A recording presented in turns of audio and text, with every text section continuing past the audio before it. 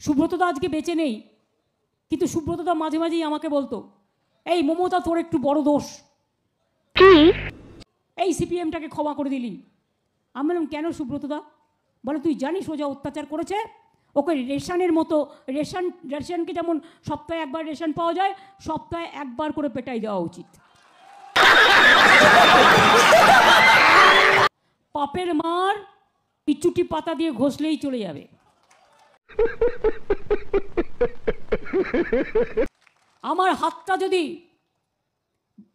Mic ধরতে পারে, এই হাত দিয়ে আমি ধান কাটতেও পারি, ধান গড়তেও পারি, সেলাইও করতেও পারি, সুইমিং করতেও পারি, আর কেউ কিছু বজ্জাতি করলে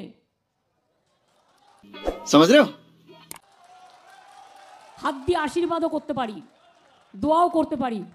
আপনার বুদ্ধি ভালো। বাচ্চার মৃত্যুর পরে যদি ডাক্তার আসে কিছু হয় না? বাচ্চার অন্নপ্রাশনের আগে নাম ঠিক হয়?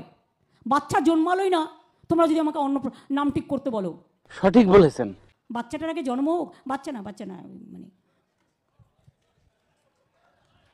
क्या तकलीफ है भाई?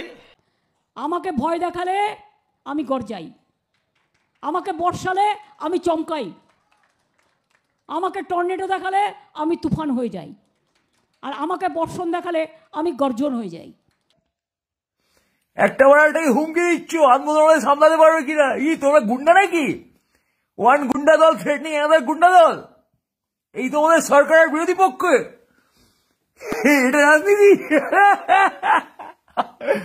আমাদের ক্ষুদ্র জ্ঞান ভাই বুঝতে পারছি না, তোমরা মহান লোক বলতে পারো, একটু বড় বই লিখে